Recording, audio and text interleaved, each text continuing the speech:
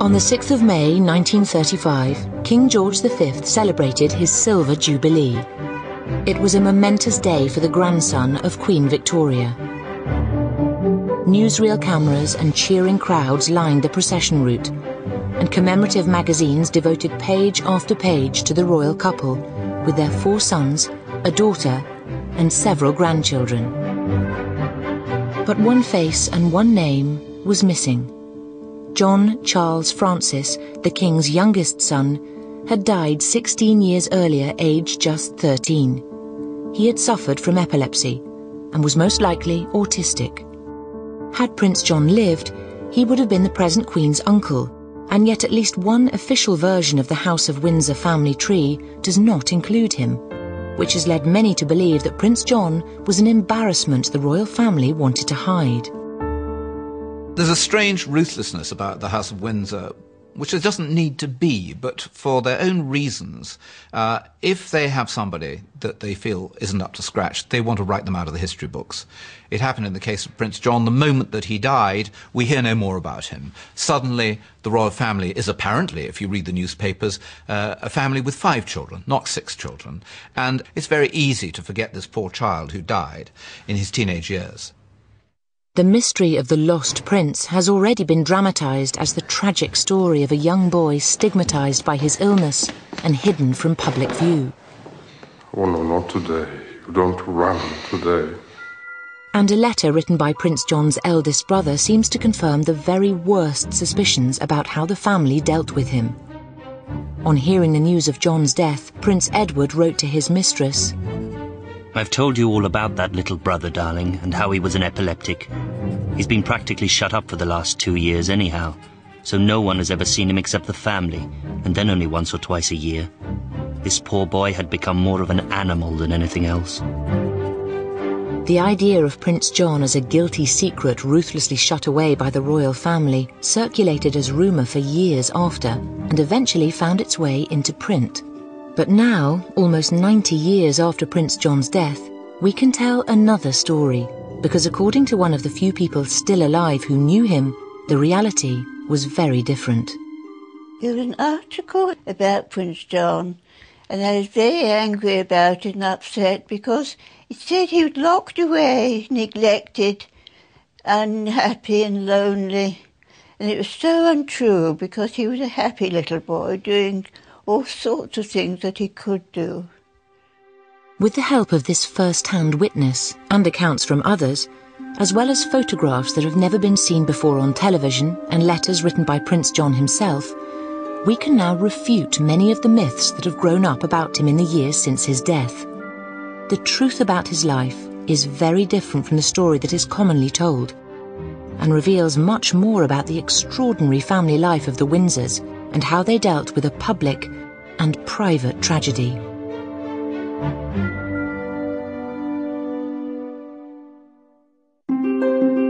For almost 80 years, Prince John was scarcely mentioned in histories of the royal family.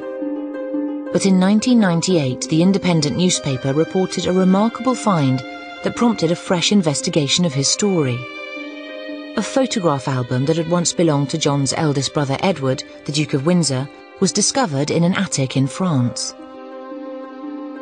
In amongst the hundreds of previously unseen pictures of the royal family were these striking images of an unfamiliar small boy. It was this news story that sparked the imagination of television writer and director Stephen Polyakov. I saw this photo, front page of The Independent, in February 1998, and it just was a very haunting picture, this face staring out, and the lost prince of the House of Windsor. As soon as I saw this, I thought, well, this is an amazing story, but it took me a long, long time to write The Lost Prince because there was nothing absolutely anywhere about this boy in books. You know, everything had to be found from tiny little fragments. Nevertheless, I think a fairly consistent portrait emerges of somebody that was very lovable. He was obviously rather delightful, but different. The silly man's got food stuck in his beard. Yeah. You can make the food you don't like disappear, can't you? Johnny, it's time for you to sit down now. As well as highlighting Prince John's charm, Stephen Polyakov's film also showed how his parents shut him away as soon as they learned he had developed epilepsy, at the age of 4. No visitors at all must be allowed to see him, for their sake and his. Is that any visitor at all, is it, Mum? Yes. But since The Lost Prince was made, it has become clear that John was not completely shut away. We now know that he did see visitors and even formed friendships despite his problems. One of those childhood friends was Elsie Hollingsworth. She knew Prince John during the last 2 years of his life. Elsie is now 99 years old, but still remembers him vividly. He was thin, quite tall for his age. Had rather a lost look on his face, I always thought, rather a bit vacant. My mother had a gramophone. He liked to go and listen to the music.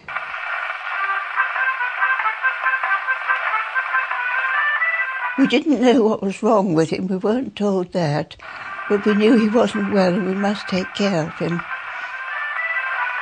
As a child, I didn't think it odd that Prince John didn't live with his parents because they had been told. It was thought to be a help to him because he was often ill. Ironically, living away from his parents may have benefited more than just John's health. From what we know of the royal family at the time, it could be seen as more of a release than a banishment. Prince John was born on the 12th of July 1905. Typically, for a royal baby, it was his nanny rather than his mother who attended to him most closely. Above him in age were Prince George, Prince Henry, Princess Mary, his only sister, Prince Albert, the present Queen's father who would become King George VI, and Prince Edward, later Edward VIII. There were no signs in John's first years of the epilepsy that would eventually overcome him, but what was apparent was his irrepressible, mischievous nature. The great thing about John before the epilepsy really bit in was he was a very naughty boy. He was called the Imp, and he loved practical jokes. He put glue on door handles. He put pins on seats. He once famously referred to his father as ugly old man. On another occasion, he used his sister Mary's paint box to make himself up like a Red Indian, and ran whooping into the dining room where his parents were entertaining. A visiting journalist later described John as the family jester. But endearing as it may have been, this was not how children were expected to behave at court. Prince John was part of an extraordinary royal dynasty. He was related to 20 reigning monarchs in continental Europe by blood or marriage. His grandfather, King Edward VII, reigned over an empire that was then at the pinnacle of its wealth and power. And yet, John and his siblings grew up in surprising austerity, in a domestic regime ruled over by their father, the future George V, a man who had firm ideas on how to bring up children. Lord Derby had this famous anecdote, how George V had said to him, "Well, I was frightened of my father, and I'm going to make damn sure my children are frightened of me." The harshness of life at home would have serious consequences for all the children of George and Mary, but it was John, perhaps the most needy, who would eventually be separated from them.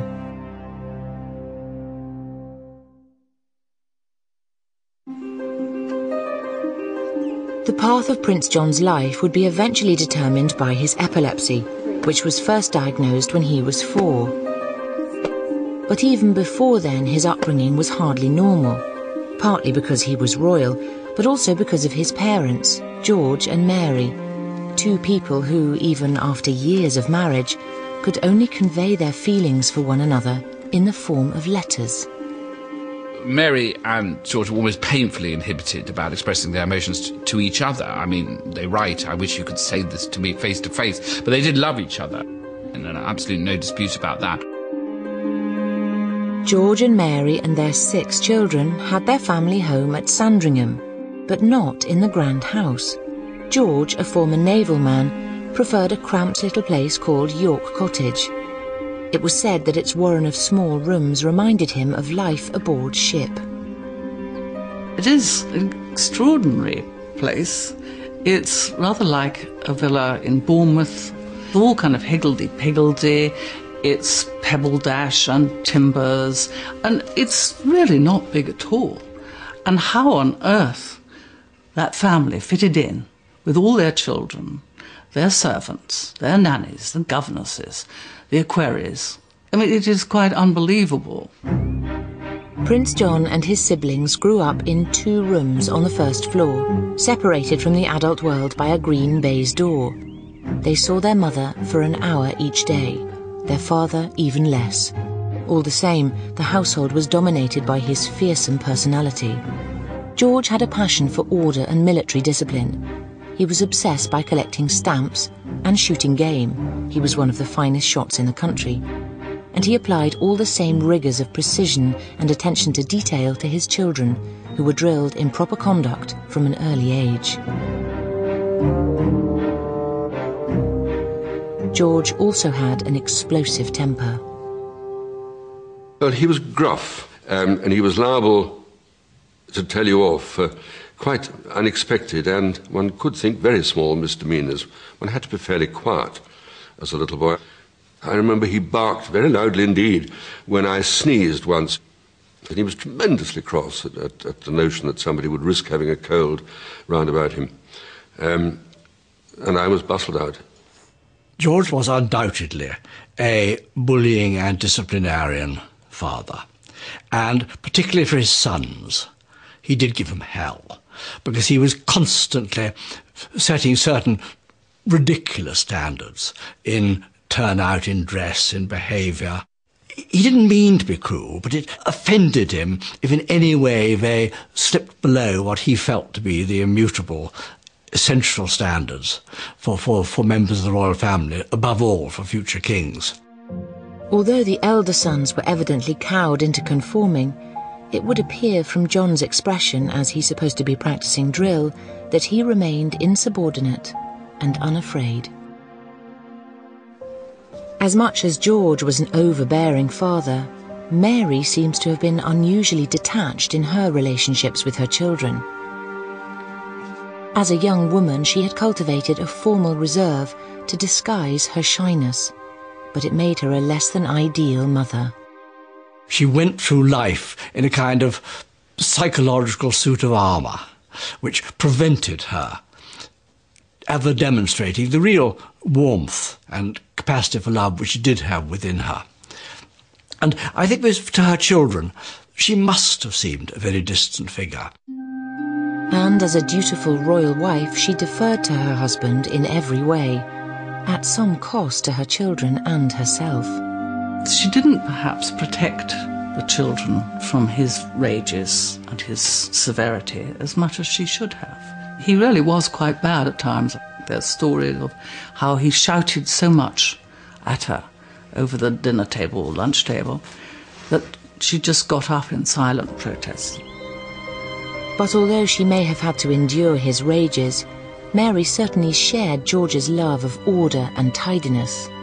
She was slightly mad, I think, Mary. I mean, it's a word that's not often used about her, but underneath she was, borderline mad.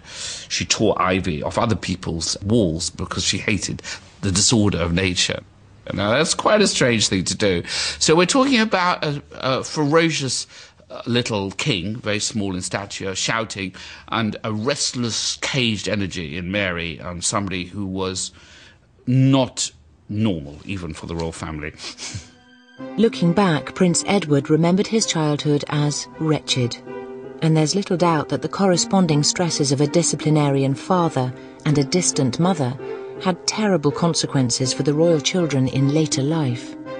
The Prince of Wales did have the most extravagant wish to be slim, almost, one might say, to the point of bulimia. He was haunted by this belief that he was getting fat for no possible reason. George's second son, Prince Albert, had to endure corrections to what were seen as his physical faults. His legs were put in metal splints to straighten his knock knees, and although naturally left-handed, he was forced to use his right, which may even have caused the stammer that he struggled with all his adult life. At a time when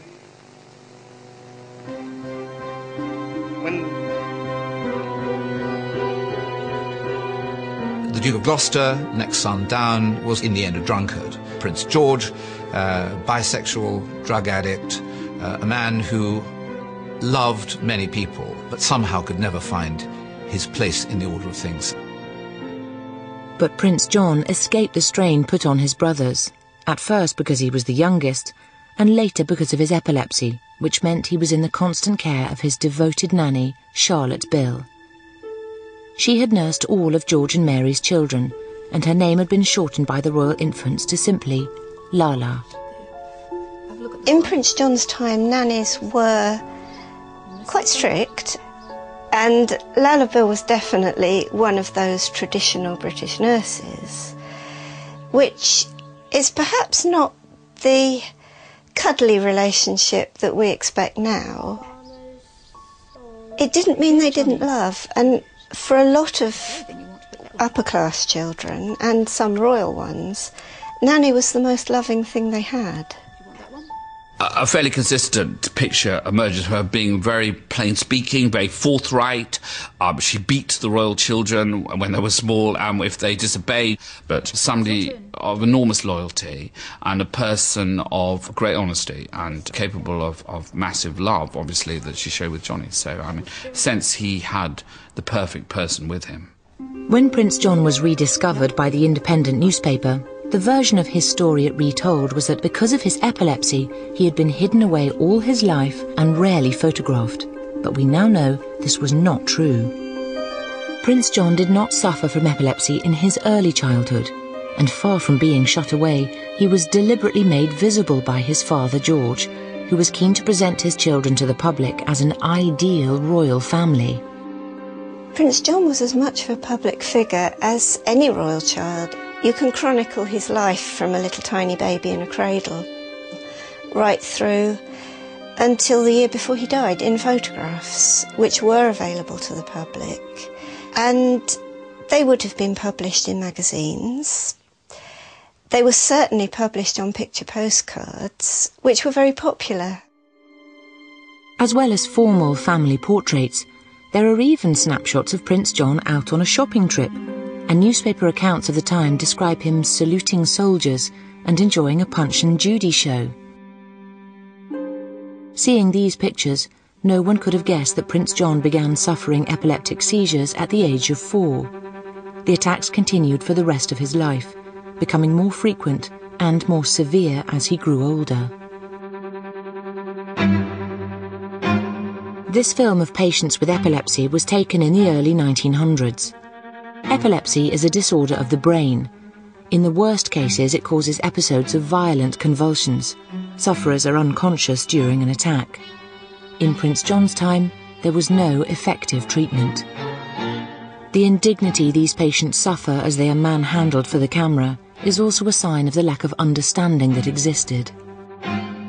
We have to see epilepsy in the context of the age. In the end of the 1800s, early 1900s, epilepsy was stigmatized much more than it is today. We still have some stigma, but it was much more at this time. Indeed, the word epileptic was used as a derogatory term.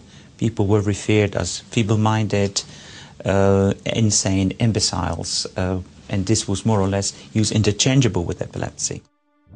And yet, alarming as Prince John's diagnosis must have been for George and Mary, it was not an immediate cause for despair. This was not, in fact, the first instance of epilepsy in the family. George's uncle, Leopold, had been diagnosed with a mild form when he was 13, and although he had not been able to join the forces like his brothers, he had gone on to university at Oxford and had led a comparatively normal life. And it seems that George and Mary must have thought that John's life might not be so badly affected, because it was in the time after he was first diagnosed that he was at his most visible. When his grandfather, Edward VII, died in May 1910, Prince John watched the funeral procession in full view of the crowds, from a platform outside Marlborough House.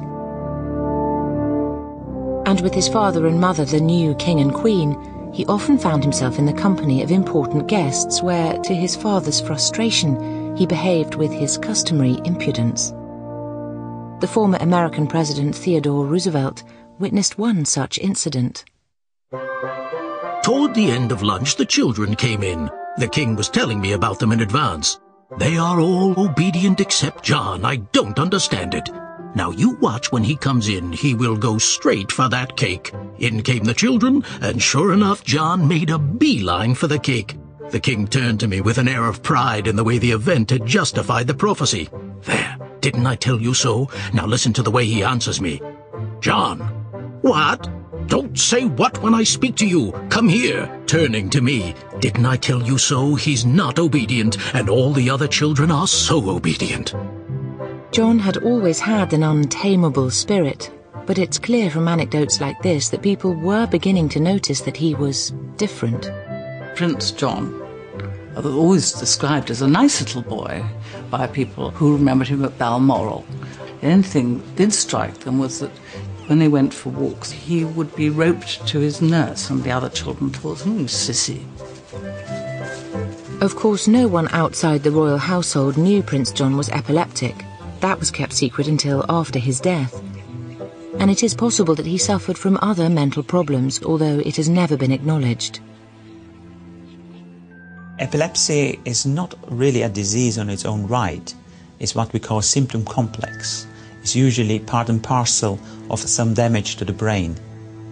Epilepsy and learning disabilities, for instance, they often are associated. And it's fair to say that up to maybe 30% of people with epilepsy will have some form of learning disability. As much as Prince John seems to have been determined not to behave properly at times, it may be that he simply didn't understand he needed to. Elsie Hollingsworth, who knew John when he was a teenager, noticed something else about his behaviour. He seemed to enjoy simple, repetitive activities. Mother had a collecting box which said on it for the waifs and strays, and Prince John called it for the whales and strays. And he used to love to sit with a big pile of farthings and put them all in the box one at a time. And he loved doing these little things like that. Repetitive behaviour can also be a sign of autism. I think he was on what we would now say the autistic spectrum, and that he had semantic pragmatic disorder, which is a form of language difficulty, which doesn't mean he can't understand what is being said, doesn't mean he's shut off from the world, doesn't mean that he isn't able to empathise with other people's emotions, which is all the things that normally associated with autism, a severe form of a certain form of autism. But he wasn't able to express his thoughts. He had a problem, almost like English was a foreign language to him, and that he was speaking it rather badly and writing it rather badly. This is one of the few surviving examples of Prince John's handwriting. It once belonged to his nanny, Lala. We can't be sure how old John was when he wrote this note, but there are clues elsewhere that his educational development began to suffer as he grew older, and that this, as much as his epilepsy, would have a profound effect on his future. In May 1912, Prince John's brother George was sent away to boarding school at Broadstairs. He was nearest in age to John and his closest sibling. At 7 years old, Prince John was left as the only son still at home and still in the care of his nanny. Then, the following summer, The Times published a statement from the palace which shows that John's parents now had serious doubts about his ability to lead a normal life. When the King and Queen visited Prince Henry and Prince George at Broadstairs a few days ago, a report was published, not in the Times, that their Majesties had arranged for their youngest son, Prince John, to attend next term the school at which his elder brothers had been studying there. It is officially stated that this is entirely inaccurate. It has not been decided that Prince John shall go to school at Broadstairs at all, and it is quite certain that he will not go there next term. The decision not to send John to school was a turning point. After 1913, the direction of his life began to turn away from a conventional royal upbringing towards a more uncertain future that would eventually see him sent away to live separately from the rest of his family. And one of the most significant factors in that fateful decision would be the unexpected and terrible events that began to unfold in Europe in the summer of 1914.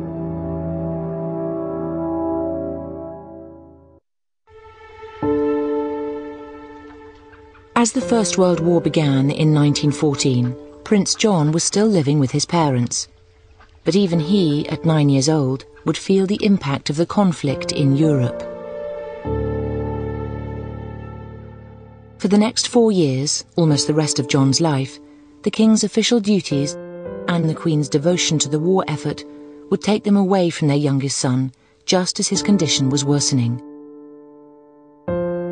At the same time, John was becoming isolated from his siblings, who were either away at boarding school or in the services. And as he lost touch with his family, so he began to disappear from public view. There certainly is a tailing off in the public profile of John in terms of the photographs that appear to have been published. You don't see the formal portraits of John after about 1913-14, but what you do see is the occasional photograph by a local photographer. And this was a series that would have been taken at Sandringham in about 1915.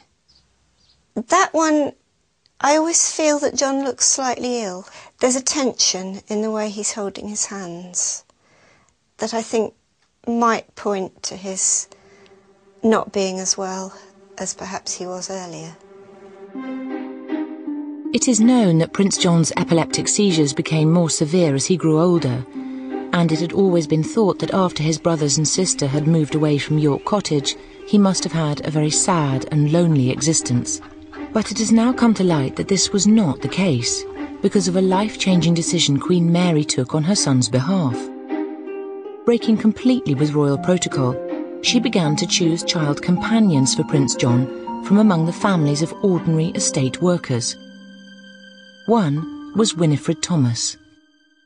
My mother went to Sandringham from Halifax because she had very bad asthma, and living in a smoky town, being the youngest of 4 children, it was thought that it would be very nice for her to go and live in the country with her aunt and uncle who lived at Sandringham. George Stratton was a groom and lived in Stable Cottage with his wife Elizabeth, or Lizzie. They had no children, so my mother went down to live with them. Queen Mary, who knew my aunt through living on the estate, went to visit her to meet my mother and see if she would like to play with Prince John sometimes. And it was from that she began to know Prince John. They did exchange photographs quite frequently as gifts and sign them. I don't exactly know how old he is in this photograph, but he's written his name in between lines that have been written to help him, and this is one of the ones that my mother had of him. So it's probably round about the early time of my mother knowing him. Traditionally, royal playmates are chosen from the children of members of the household, which would be maybe the Queen's private secretary. I mean, not estate workers' children, which of course actually John's companions were. So I think it's very unusual for a royal child in that era. He obviously couldn't deal with his own social peers at all. So if he mixed with just ordinary children, he'd be much more at ease, and they would be far more patient with him and not unkind to him. I suppose they didn't want people talking about him, and if it was confined to children that lived in the area and weren't moving around in the social circles of London, there was going to be no talk of Prince John's illness. Away from the rigid conventions and harsh conformity of royal life, Prince John was able to form friendships that would normally have been impossible, and he became known throughout the estate. My uncle used to take them out in the Pony and Trap sometimes, and they used to go to Dersingham and buy sweets at the sweet shop. She found him to be a very happy little boy and a very normal little boy. Well, this little letter was for Mr. Stratton from John when he was living at York Cottage in Sandringham. My great-uncle, of course he was, my mother's uncle, had fallen and broken his arm in a riding accident. And this is a little letter from John. And he says, "Dear Mr. Stratton," well, he's run out of space for the N, but he's got it on the envelope. "I hope your arm is better. Are you going to church? With my love from John." And there's one spelling mistake, which I think is charming because the family allowed it. It's a very sweet little letter, and my uncle obviously treasured it. Although it's impossible to date this letter precisely, we do know that Prince John's formal education effectively ended at the age of 11, when the last of his tutors was dismissed. He'd been unable to make any progress, which suggests that the learning difficulties associated with John's epilepsy were quite serious. That summer, 1916, Prince John passed into the sole care of his nanny, Lala Bill. From this time onwards, he was very rarely seen outside the closed world of the Sandringham estate. It was the fact that if he really was very low in the IQ, in what they would have called the imbecile class, that was a real problem for them because it reflected on the royal family. He could be a public embarrassment should people find out, and then they would start saying, "Oh, you know, there's a strain of madness in the royal family." This sort of going on in the background since the madness of King George III. So obviously they didn't want that. And then I think personally they found it difficult that they had a handicapped child. They weren't the kind of people who could cope with that. It would seem like a sort of slur on them somehow that this could happen. Having enthusiastically embraced the idea of his children as a very public royal family, there's little doubt that King George would have been especially concerned about the perception of his youngest son. King George V viewed illness as something which was inappropriate to remember the royal family. I suspect that deep within himself, King George V felt that Prince John had failed some sort of royal test of stamina. He was letting down the family and must therefore be got out of the firing line and kept in comfortable, decent, cherished seclusion. And so, in January 1917, Prince John was sent with his nanny Lala Bill and a retinue of staff to live in the village of Wolferton. Wood Farm, his new home, is about 3 miles from York Cottage, but still within the Sandringham estate. The decision to send John to live separately is one of the most controversial moments in his story, and it has often been portrayed as a coldly callous act by his parents. They apparently thought that a more rural environment would be best for him, and certainly George and Mary were less unkind than some. What they wanted to do was do something better than most of the aristocratic families of Great Britain, who, if they had a dud child, which is what they call them, they would put them in a home. I mean, for example, the Queen Mother's family, 2 Bowes-Lyons girls were pushed into an asylum and declared dead. If you looked in Burke's Peerage, you would find that they were dead. In fact, they weren't dead. They were still alive. But families had this terrible idea that if there's something wrong with a child, you banish them. Although not institutionalised, Prince John did spend the last 2 years of his life almost exclusively at Wood Farm. But he was still making new friends, and it was at this time that he first met Elsie Hollingsworth. Her father was John's coachman.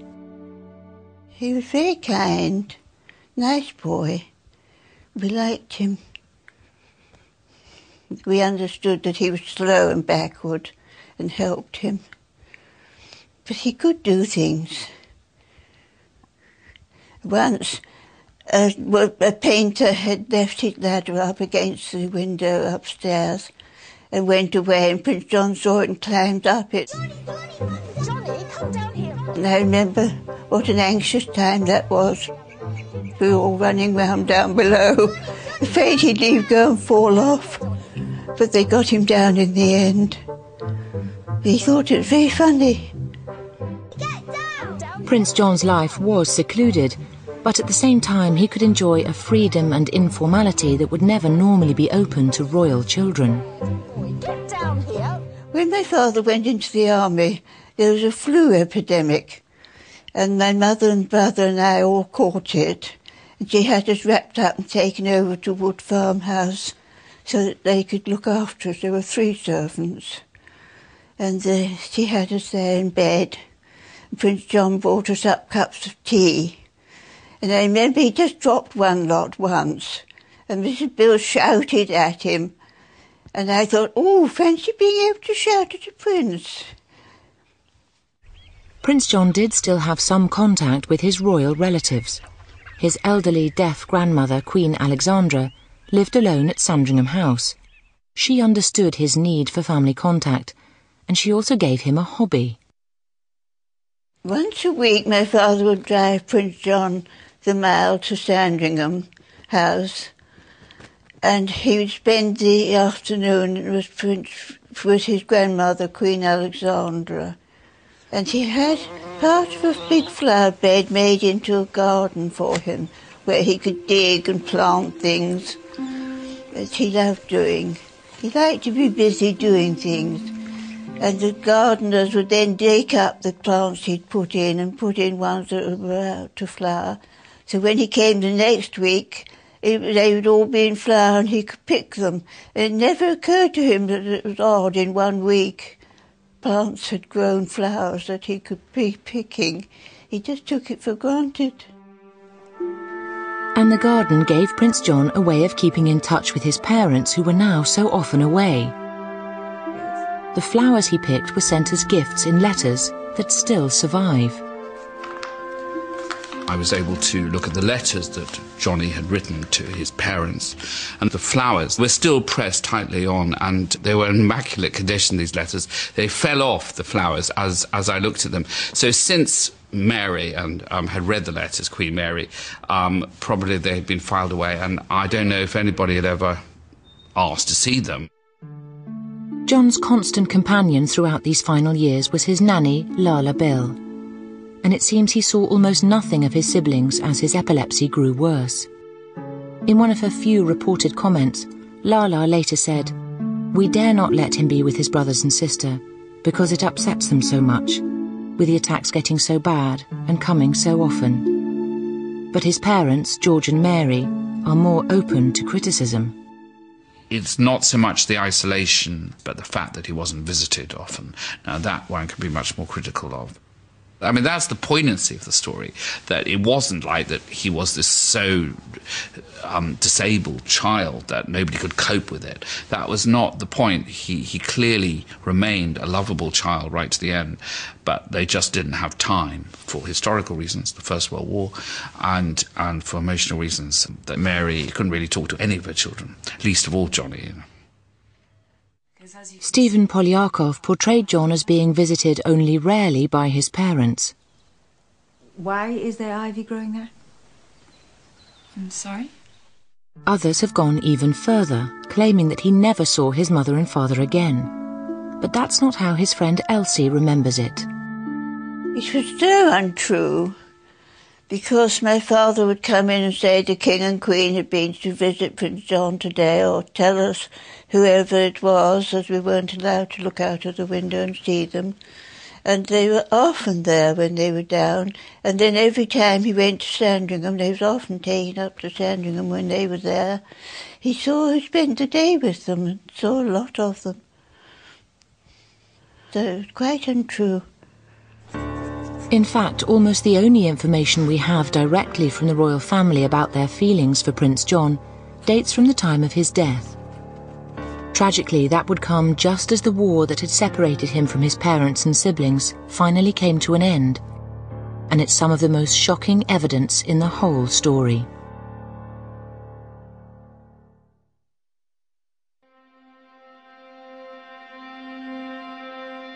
Christmas 1918 was an especially festive occasion after 4 years of war. Prince John always spent Christmas Day with his family at Sandringham, although he would be driven back to his own home, Wood Farm, at night. The doctors had previously told the King and Queen their diagnosis was that John would not survive into adulthood. But because epilepsy is so unpredictable, no one could have anticipated when his death might come. King George and Queen Mary were still at home on the estate when, on the afternoon of Saturday, January the 18th, 1919, Prince John died suddenly after a final, massive epileptic seizure.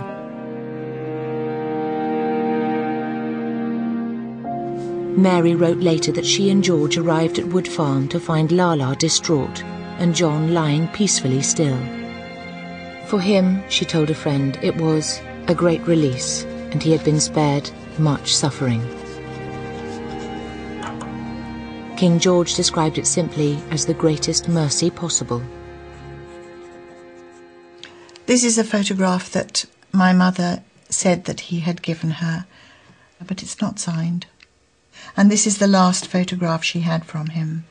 And my mother wasn't there when he died. She had gone home to Yorkshire to stay with the family for Christmas. She hadn't known that he was going to die then. I mean, he had not been ill when she left to go to Halifax, but of course he could be ill at any time. On the Monday after Prince John's death, January the 20th, the Daily Mirror devoted its entire front page to the news. Inside was a public statement from the royal doctor revealing for the first time that the prince had suffered from epilepsy. The funeral at Sandringham Church the following day was purposely low-key. The King and Queen had requested a private service, but local villagers and staff from the estate still came to pay their respects. All the staff went to the funeral. It was a small church at Sandringham, but my aunt said every single person on the estate went and stood around the gates, and his grave was absolutely covered in flowers afterwards. The next day, Queen Mary went again to his grave and to Wood Farm, which was still filled with his belongings. Later, in her diary, she let slip her usual reserve, writing simply, "Missed the dear child there very much indeed." It was very moving. Suddenly see something, as emotion burst out, and the fact that she missed somebody who she'd hardly seen over the last 3 or 4 years. She loved her boy, and when he was gone, she realised how much she missed him.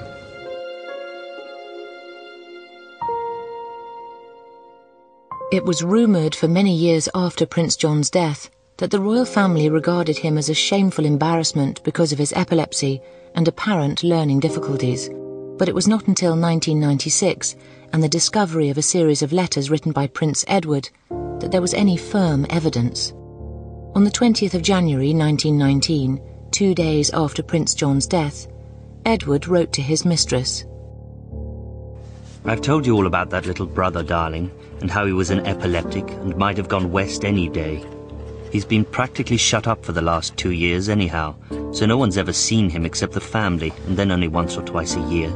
And his death is the greatest relief imaginable, and what we've all silently prayed for. But to be plunged into mourning for this is the limit just as the war is over, which cuts parties, etc. right out. No one would be more cut up if any of my other 3 brothers were to die than I should be, but this poor boy had become more of an animal than anything else." It was a shocking revelation, but how much did it reflect the feelings of the rest of John's family, in particular his parents? The best clue is in another letter from Edward, this time to Queen Mary, which has never actually been seen. The Prince of Wales wrote to his mother a letter which does not survive, but which must have been of daunting insensitivity. It completely failed to take into account the fact that this was a mother who had lost a son and who was deeply grieving it. Although we don't know the content of the letter, we do know that Queen Mary's reaction forced Edward to write again, apologising for having been so cold-hearted. Edward's callousness remained a private matter for many years, but the idea of a secret weakness in the royal family took hold in the public imagination 17 years later, when John's brother Albert was about to be crowned as King George VI, and sinister gossip began to circulate. And certainly when George VI was facing his coronation, rumours were quite strong that he wouldn't be able to carry it through because he was subject to falling fits. Now, I don't think he ever was. I think that this was some part confabulating, really, Prince John's epilepsy. So the rumour was there, the knowledge was around. But in fact, historically, much of the knowledge about Prince John has been based on hearsay and rumour precisely because so few details of his life and his problems have ever been disclosed. And that may be a sign of the true attitude within the Windsor family to the kinds of difficulties he suffered from. I think the royal family have a problem of dealing with anything that's out of the ordinary. For instance, Princess Diana's bulimia. They didn't know what it was, they didn't understand it, they'd never even heard of postnatal depression. Even Princess Margaret's illness. I think the Queen was very upset when there was a photograph of Princess Margaret sitting in her wheelchair on the Queen Mother's birthday and felt she shouldn't have been there, shouldn't have been seen, because that's the way it was always done. And I think there is a certain amount of head in the sand stuff. And if you don't think about it or talk about it, it'll go away. But in Prince John's case, the absence of information in all the years since his death has only encouraged sceptical journalists and historians to imagine the very worst, and John's story has taken on a life of its own. The ways in which Prince John has been remembered after his death have developed, well, they have taken some quite bizarre turns and some very cruel ones. There's one theory which says he was a sort of monster, he was too big for his age. Anyone who looks at a photograph will know that that's simply not true, but it's still repeated. One book describes how he had long hair because it couldn't be cut and his fingernails couldn't be cut. And again, this is just ludicrous. Ultimately, Prince John has become an object of fascination because he seems to represent a dark, disturbing secret in the midst of the House of Windsor. Whether his life was an embarrassment written out of history by an anxious royal family, or a private sadness that was quietly allowed to fade from public memory, the result has been the same. He has become a semi-fictionalized figure whose life is usually portrayed either as tragedy or conspiracy. The person who was closest to him throughout his life was his nanny, Lala Bill. She remained faithfully loyal to the royal family and disclosed very little. She died in 1964 at the age of 89. Lala never married or had any children of her own, but she clearly cherished her own memories of the young prince. Until the end of her life, she kept a large photograph of him hanging over the mantelpiece. She also had a short handwritten note. It read simply, "Nanny, I love you. Johnny."